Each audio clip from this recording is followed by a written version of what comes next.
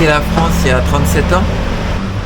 Il y a toujours un air de vacances, une certaine liberté. Ouais. Moi, je crois que j'aurais du mal à retourner en France après 37 ans où j'ai quitté. Et c'est vrai que dans ma vie, tu vois mon parcours, donc j'ai toujours aimé ma liberté. La liberté, c'est aussi parfois être seul.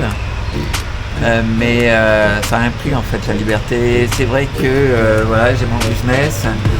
À chaque fois, j'ai ouvert mon école de yoga. Une certaine simplicité de la vie pour moi, quoi. Donc c'est ça qui est très bien. Après, les Thaïlandais sont quand même très sympas, je trouve. Ce que j'aime moins, c'est un peu toutes les histoires qu'on raconte. C'est-à-dire que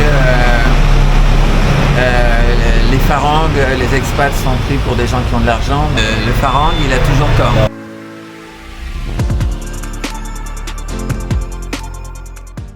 Alors salut Laurent, comment tu vas? Ça va, là on est monté donc sur le rooftop de l'immeuble. Ok. Comme tu as vu, on a une vue à 360 degrés sur une partie de la ville et sur toute la baie. Avec une jetée où il y a le port de pêche. Et puis le soir on peut aller manger sur la jetée là-bas au fond. Ok. Donc c'est vraiment sympa. Et puis donc sur ce rooftop, cette terrasse, on pratique la méditation. Notamment en full moon, c'est-à-dire en pleine lune, où l'énergie est meilleure pour méditer. Et on pratique aussi le yoga au coucher du soleil. Donc voilà, dans une ambiance vraiment à l'air libre, on peut travailler le pranayama, ce sont des respirations. Et puis voilà, on est à l'extérieur, on a de la chance, il n'y a pas de moustiques. Et puis au soleil couchant, on a des couleurs formidables. Dis-moi alors, Laurent, t'es en Thaïlande depuis combien de temps? Alors moi je suis en Thaïlande depuis 3 mois. Ok. J'ai ouvert officiellement le cours de yoga en janvier. C'est toujours un peu long pour obtenir les autorisations. J'ai rénové, j'ai repeint, j'ai refait l'électricité, quelques petits travaux. Et puis donc j'ai eu mon working permit en janvier. Ok. Et là, au début février, maintenant j'ai la licence pour faire aussi les jus de fruits.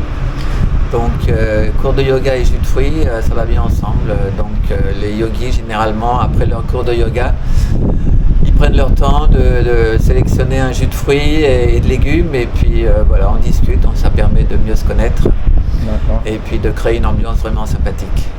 On fait plusieurs types de yoga. Il y a le yin yoga, donc c'est plutôt une pratique d'étirement vraiment souple et de respiration. Après on fait du hatha. Le hatha c'est du yoga où on garde les poses. On fait du vinyasa flow, c'est-à-dire après à partir du moment où on a les bases en hatha yoga, on passe d'un asana à un autre asana. Donc voilà, donc c'est un flow.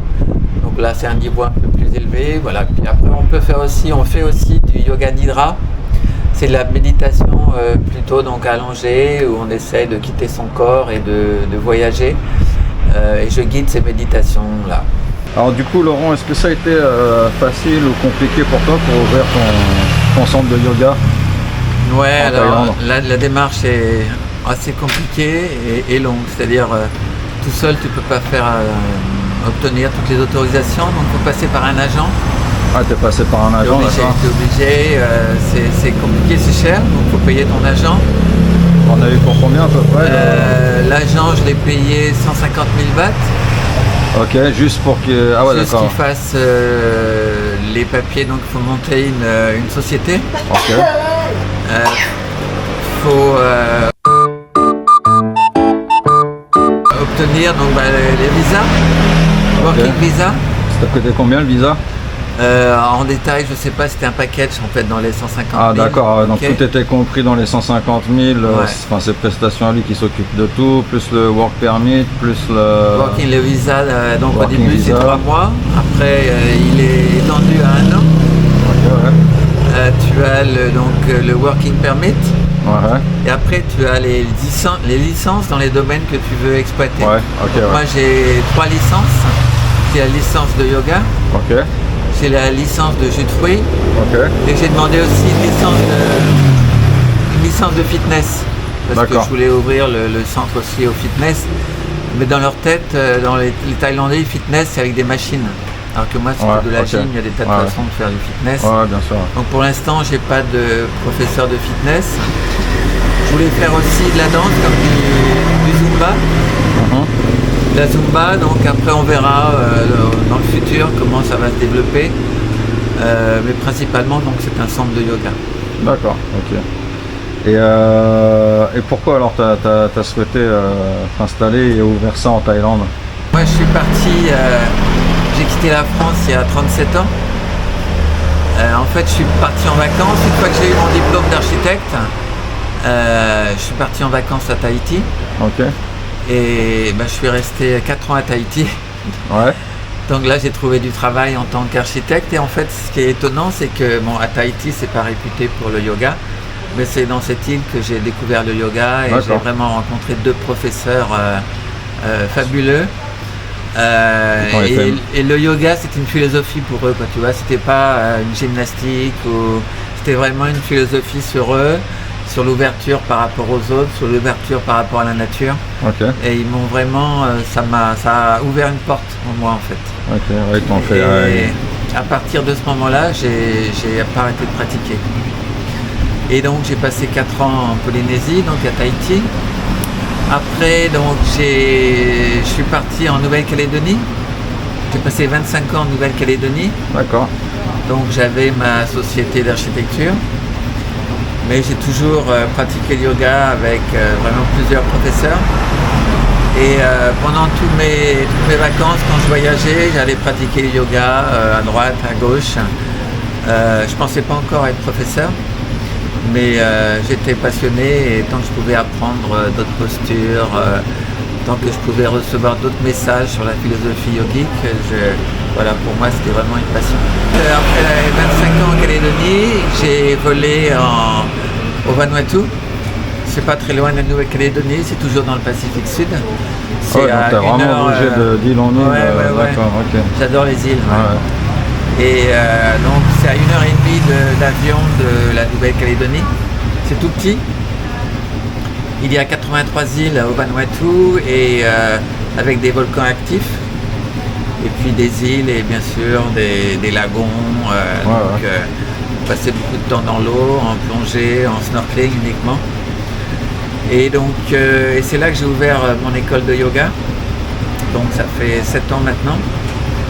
Et puis on faisait aussi des repas, puisqu'on avait vraiment une maison super sympa avec un grand parc.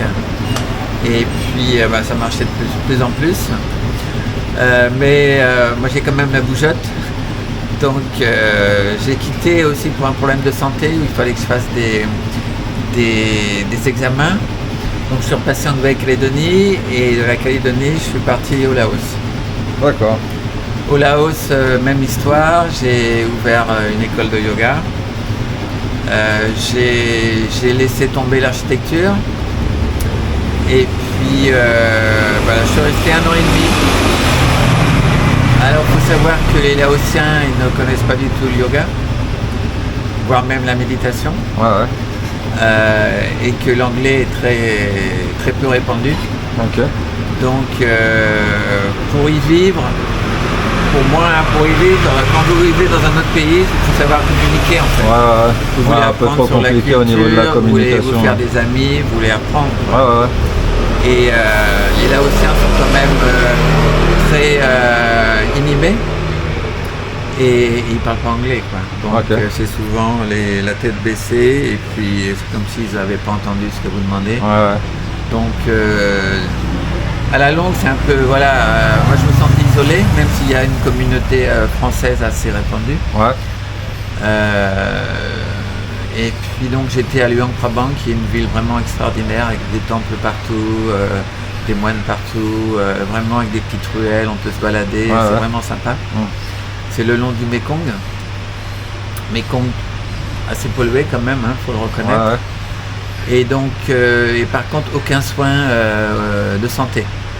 Niveau santé. Non, il n'y a rien. Il faut aller à Vientiane, la capitale, et encore, ils font pas tous les examens. Ouais, c'est pas terrible. Donc, moi j'ai 65 ans, donc j'ai des contrôles à faire, même si ma santé est bonne. Donc, j'avais fait un peu le tour en fait du Laos. Et donc, il fallait et la mer me manquait en fait. Comme j'ai passé 35 ans dans les atolls avec un lagon, voilà, j'ai décidé de partir. Et donc, me voilà donc depuis 3 mois à Wahin. Moi, je me sens bien parce que je suis dans un quartier super sympa. C'est le quartier de Bintabat. C'est pas très loin de Hilton et des grands hôtels. C'est un quartier touristique. Quartier touristique vivant, pas de la mer. Voilà, et vraiment, moi je m'y plais. En plus, la zone où on est, ça fait un peu petit village. Donc les gens se promènent à pied, c'est pas trop bruyant, donc c'est vraiment bien, près de la mer. Il y a plein de restaurants qui ont des decks au-dessus de l'eau, donc c'est vraiment cool, quoi. Vraiment sympa. Alors il y a je pense qu'il y a une communauté de yogis quand même, parce que le week-end dernier, donc il y avait le festival de yoga. Et donc il y avait quand même pas mal de participants. D'accord. Donc après à voir, parce que moi je parle pas thaï. Donc c'était essentiellement des Thaïlandais? Beaucoup? Je pense pas, c'est difficile à dire.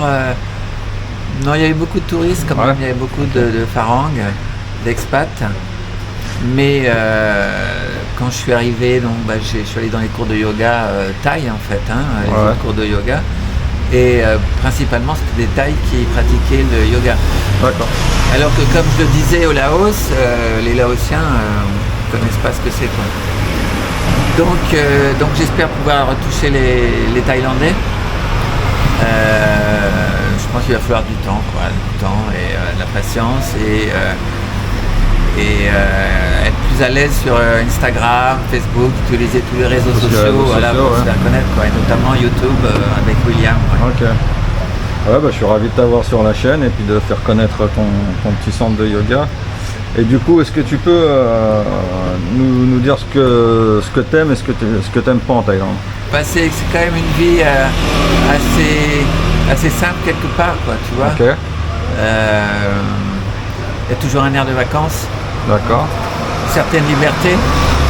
La liberté, Moi, je crois que j'aurais du mal à retourner en France après 37 ans où j'ai quitté. Je retourne pratiquement jamais en France. Je suis complètement d'accord avec toi.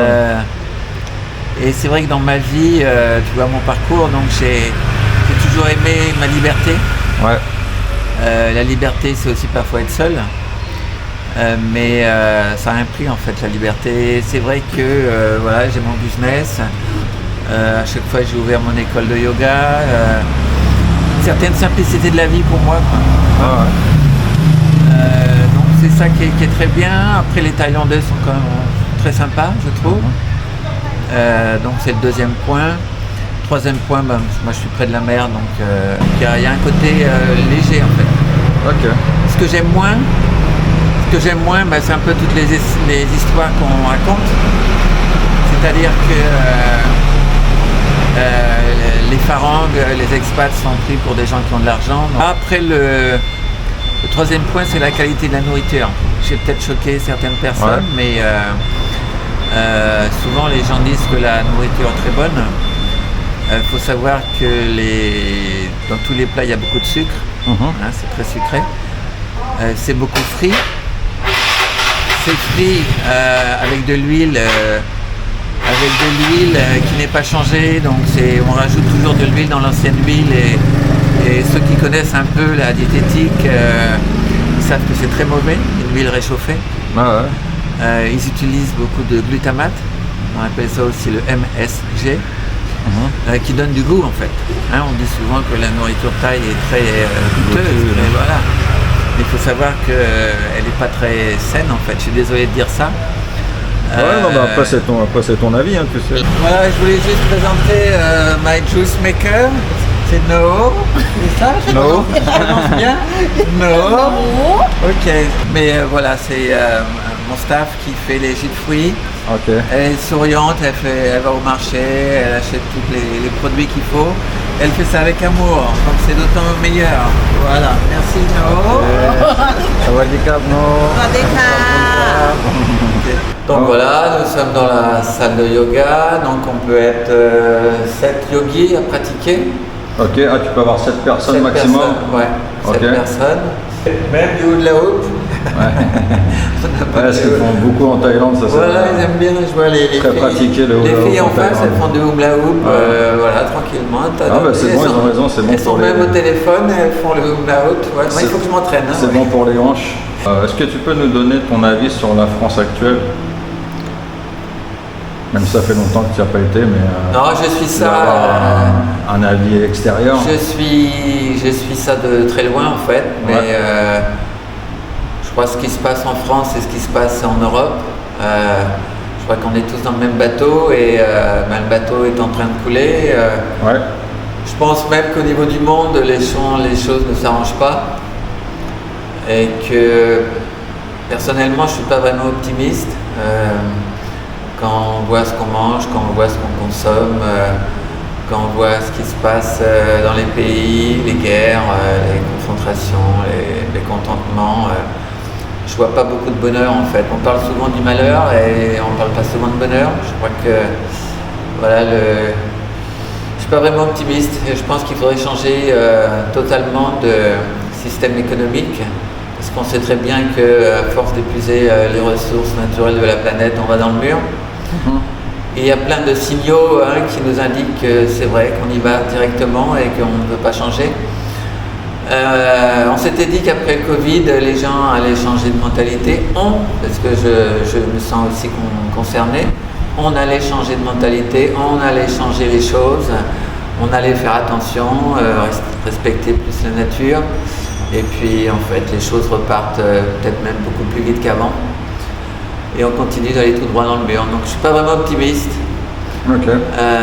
Yoga pour moi c'est de donner aux autres, donner quelque chose, donner du plaisir, un peu de bonheur et discuter justement sur une philosophie de vie un peu différente de tout ce qu'on entend sur les réseaux sociaux et sur les problèmes de notre monde. Donc voilà, je pense qu'il y a beaucoup à faire pour changer les comportements et essayer vraiment d'améliorer les choses. Ok Laurent. Et qu'est-ce que tu conseillerais à une personne qui souhaiterait s'installer en Thaïlande? Je pense qu'il faut bien sûr visiter, prendre son temps, visiter, savoir vraiment pourquoi on veut aller en Thaïlande. C'est-à-dire venir plusieurs fois en vacances avant? Venir plusieurs fois en vacances, même plus qu'en vacances. En vacances, on a un esprit de vacances, on trouve tout beau, tout merveilleux. Moi, j'avais un copain en fait qui vivait là qui vit encore ici depuis 2 ou 3 ans. Donc avec qui j'ai discuté, que j'ai vu plusieurs fois. Donc je savais à quoi m'attendre. Étant basé au Laos, donc j'ai visité aussi le nord, donc Chiang Mai, Shanghai. J'avais visité Phuket aussi, donc je connaissais des endroits qui me plaisaient, d'autres endroits qui me plaisaient moins, comme Phuket. Et il me permettait d'être dans une zone où il y avait quand même pas mal d'expats, de retraités, de personnes qui s'entretiennent, qui veulent faire des activités pour se maintenir en bonne santé. Donc, on a toujours tendance à idéaliser les choses et à ne pas voir le côté négatif. Et comme je disais, donc soit on est retraité, donc il faut un visa de retraité, ce qui est assez facile, il faut quand même un peu d'argent. Ou soit si on ouvre un business, et là c'est quand même plus compliqué, donc il faut savoir à quoi on s'attend. Et c'est pas toujours facile. Que penses-tu des femmes thaïlandaises? Qu'est-ce que je pense des femmes thaïlandaises? Il faut savoir qu'en fait, il y a beaucoup de retraités qui viennent en Thaïlande pour cette raison. C'est-à-dire pour trouver une femme thaïlandaise, ce qui semble assez facile parce qu'il y a des réseaux des applications sur lesquelles on peut se mettre et pour trouver des femmes. C'est vrai que c'est souvent des retraités qui se mettent avec des femmes plus jeunes. Moi, je vois pas ça d'un mauvais œil, puisque en fait, si les deux sont contents, donc la femme thaïlandaise, ça lui permet d'avoir un niveau de vie plus élevé, qu'elle expert, et puis le retraité, il se trouve sympa, il est content d'avoir une jolie femme. Plutôt d'être tout seul en France devant sa télé. Voilà, tout à fait. Donc moi, franchement, si les deux sont heureux comme ça, et on voit énormément de couples comme ça, c'est parfait, c'est parfait. Il y a même des femmes avec des enfants Et le retraité, ben, il accueille aussi les enfants, donc pour moi, c'est vraiment pas un problème. Je te remercie de ta participation, pardon, et c'était un plaisir. N'hésitez pas à venir voir Laurent si vous êtes sur Wail. On mettrai l'adresse tout dans la description. Venez lui faire un petit coucou, boire un petit jus, ça lui fera plaisir.